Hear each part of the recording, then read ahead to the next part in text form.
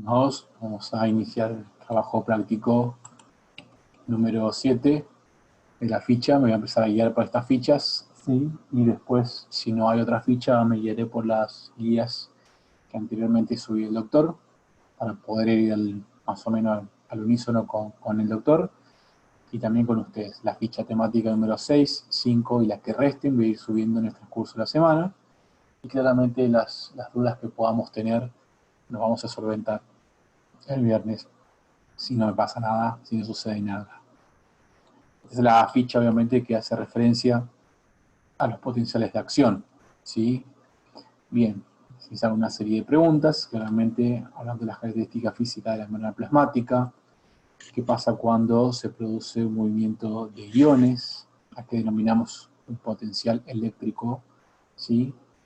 Y la generación del potencial de membrana, y si todo tiene un potencial de reposo, y son iguales o no, y por qué. Bueno, primero que nada tenemos que decir que la membrana plasmática claramente sí cumple un rol desde un punto de vista como un aislante, ¿sí?, eléctrico, ¿sí?, que me va a determinar que haya una diferencia, un desequilibrio, ¿sí?, entre las diferencias de concentración y las diferencias de carga entre lo que sería la parte externa o líquido extracelular y la parte interna o líquido intracelular. Esas diferencias, ¿sí?, de carga y de concentración están determinadas claramente por la membrana plasmática, ¿sí?, que cumple su rol de aislante eléctrico como una característica física determinante, ¿sí? Hablamos justamente de esta característica física de la membrana plasmática que me va a determinar de una forma un potencial de reposo, es decir, un potencial a partir del cual la membrana plasmática no va a presentar de alguna manera apertura, ¿sí?, o salida de iones.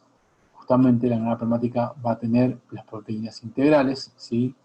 Estas proteínas integrales que van a ser canales, ¿sí?, canales iónicos, ya que va a permitir el paso justamente de los iones que se puedan encontrar tanto del lado de afuera como del lado adentro. Sabemos que, ¿sí?, esos canales iónicos de alguna manera, ¿sí?, van a permitir el paso justamente para formar o determinar lo que se llama los gradientes electroquímicos, ¿sí? Esos gradientes electroquímicos que tienen que ver con, como dijimos anteriormente, diferencia de concentración, diferencia de carga. Ahora bien, este aislante, como la membrana plasmática más estoporo, sí sabemos que el potasio y el sodio son de alguna manera los iones determinantes junto al cloro, al calcio en menor proporción de la polaridad, es decir, de que haya polos, ¿sí?, a un lado y a otro, ¿sí?, del lado de la membrana plasmática. Entonces, vuelvo para atrás. Cuando hay movimiento de iones, ¿sí?, de un lado y del otro de la membrana plasmática, eso me genera obviamente un potencial de acción, ¿sí? Es decir, que se crucen diferentes iones me determina un potencial al menos graduado, ¿sí?, un potencial local, o evidentemente, ¿sí?, cuando se hace un poco más intenso en cantidad, en tiempo, un potencial de acción propiamente dicho, ¿sí? Hablamos del potencial eléctrico, ¿sí?, como el potencial, o mejor dicho, la energía, ¿sí?, de diferencial carga, que cuando se transforma en energía cinética, obviamente produce movimientos de iones.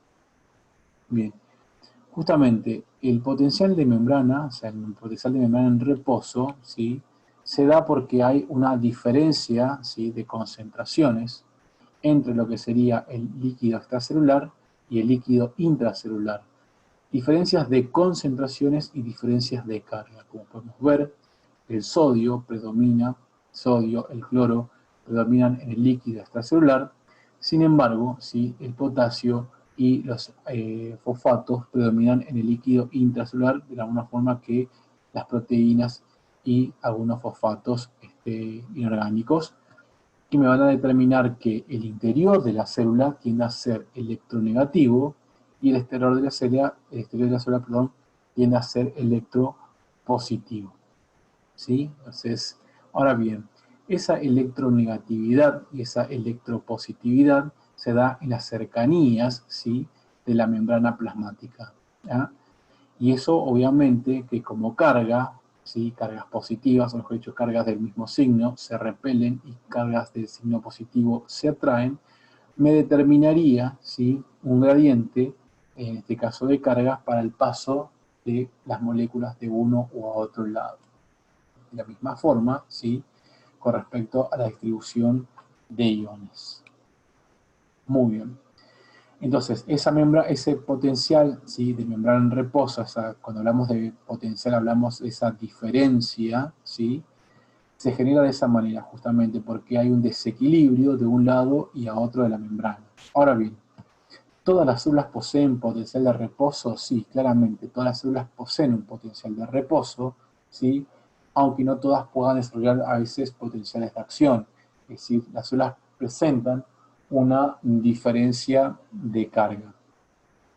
Esa diferencia de carga, a su vez, va a estar influenciada, sobre todo, por lo que tiene que ver los canales iónicos, ¿sí?, ya que estos canales iónicos van a tener, por así decirlo, para que puedan producirse diferentes tipos de movimientos, van a mantener, obviamente, los principios de que los iones se van a dirigir de donde hay mayor concentración a donde hay menor concentración, tanto de un lado y otro de la membrana plasmática, como la atracción de cargas opuestas o cuando se repelen las cargas del mismo signo.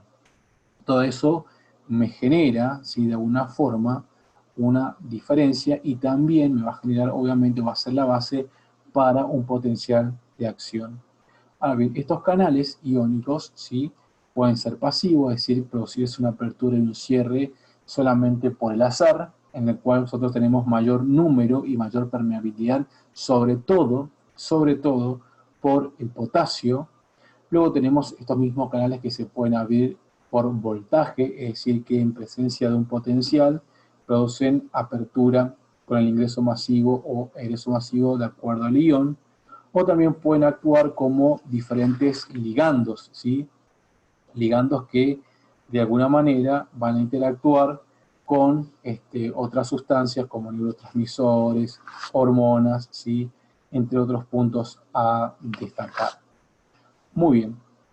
Entonces, cuando hablamos, insisto, de potenciales de reposo, estamos hablando de un desequilibrio, de una diferencia que hay entre el interior y el exterior de lo que tiene que ver con los iones. Muy bien. Entonces, si todas las células poseen potencial de reposo, claro que sí, pero ¿son todos iguales? Y claramente que no. Los potenciales de reposo, ¿sí?, van a ser diferentes en una célula musculoesquelética, en una neurona, en una célula muscular cardíaca y una célula muscular lisa. ¿Y de qué depende? O sea, ¿por qué hay esa diferencia? Porque va a depender claramente de la permeabilidad a los diferentes iones que van a tener, obviamente, cada uno de ese conjunto celular. Eso me va a determinar, obviamente, que la electronegatividad que se pueda registrar en el interior de la célula sea más o menos negativo, más o menos positivo, ¿sí?, generando diferentes valores intracelulares de acuerdo al tejido. Lo que siempre sabemos es que el predominio de los iones se va a mantener en la misma proporción, aunque esa selectividad, esa permeabilidad y esa sensibilidad de la membrana plasmática se va a ir adaptando a diferentes tejidos, generando un potencial de reposo intracelular mayor o menor negativo, generando obviamente menores umbrales y de esa manera regulando la función de los tejidos. Entonces, lo que determina por qué, ¿sí?, los potenciales de reposo son diferentes, hace referencia obviamente a los potenciales, a la afinidad, a la permeabilidad y selectividad que tenga la membrana plasmática para los diferentes iones de acuerdo al tejido.